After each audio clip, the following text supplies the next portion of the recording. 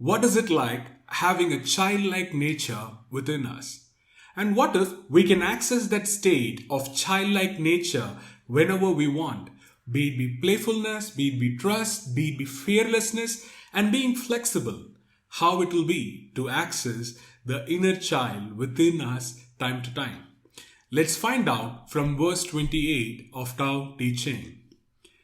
Hi, welcome back to Oneness. Today is day 28 and we will be looking at verse 28 from Tao Te Ching. And as usual, before we begin, let's observe few seconds of silence.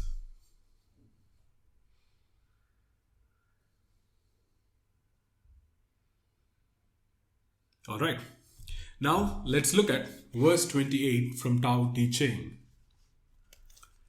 Know the strength of a man, but keep a woman's care. Be the stream of the universe, being the stream of the universe, ever true and unswerving. Become as a little child once more. Know the white, but keep the black. Be an example to the world, being an example to the world, ever true and unwavering. Return to the infinite. No honor, yet remain humble. Be the valley of the universe, being the valley of the universe, ever true and resourceful. Return to the state of an uncarved block. When the block is carved, becomes useful. When the wise use it, they become rulers. Thus, the great tailor makes few cut. Let's allow few seconds to sink in. This verse 28 talks about the opposites and how to be with one. For an example, it starts off with a strength of a man or a care of a woman. And then it talks about know the white but keep the black. Know the honor yet remain humble. And it also talks about how do we return back to the infinite source and how to become a child once more. So that is why I like to call this verse as the way of being a child. Because a child doesn't have any preconceived thoughts or ideas and rules. It just flows with the nature. It trusts the nature and the child flows. And that's how the child life is. Until the otherwise, when the parent starts feeding the child with their own ideas and thoughts and rules. Until then, the child remains pure. So that is what this whole verse talks about. So now let's go line by line and try to understand what Laotzu means in this verse. So in the first paragraph, he talks about know the strength of a man, but keep the woman's care. What he means here, we all know that power and strength are good to have. However, any given point in time, a care and a kindness can always win over the strength and power. Just imagine a situation in our life when we try to show our power to someone who is under our control. It can be like, our kids or someone in the family or in the organization that we work. If we keep showing our power, at one point in time, they wouldn't yield to the power. However, if we show the care and kindness, they always respect us and listen to our words. So that way, the mother's care is always wins over the strength of a man. And that's what he means in these lines. And then he ends with, becomes a child once more. What he means here, a child once more is, we all disconnect from our childlike nature. The childlike nature is what? The child trusts the flow of life. When the child cannot help itself, what it does is it trusts the process of life, trusts the nature. So the mother and the father takes care of the child. And also, the child is kind of fearless. You must have seen that the father will throw the child in the air and catch her. And then whereas the child doesn't fear because she trusts the father. As well as a child doesn't have a preconceived thoughts and ideas. It is being flexible and open to ideas.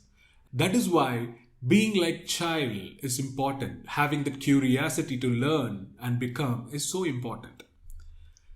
And then the Laotzu goes with, know the white but keep the black. So here it is a little intriguing because we always said that the white is light and black is darkness. And we also projected as the darkness is a bad side, whereas the light is a good side. That is for our own understanding and ideas and concepts. However, the black and white exist together. And once I used to think that when we take the white light and put it through a prism, you can see 7 colors, right? The WebGR you can see. The same colors, if you paint it in a canvas, all the 7 colors put together, it doesn't become white. It becomes dark. It becomes black. So how interesting it is. And also, coming from a yin and yang perspective, so it is the balancing act of nature to have both white and black, light and darkness. So instead of classifying one as good over the other, accepting both as the same is what the true nature is. And the other way to look at this is, people sometimes crave for limelight. They want to show themselves in the limelight very often and crave for attention.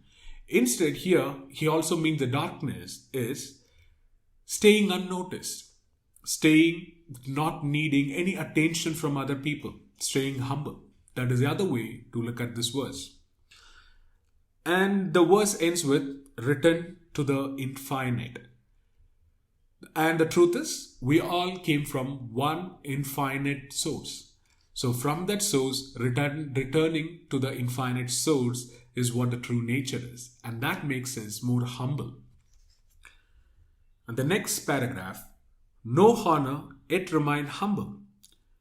Here again he brings an example of a valley of the universe and return to the state of uncarved block. So know the honor and remain humble. So here, the humble as a word, in some other translation, it also means disgrace. And what it means.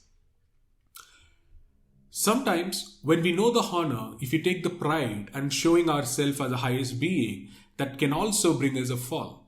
Whereas, when we are humble and accept the disgrace as a nature as well, it can always keeps us from falling down.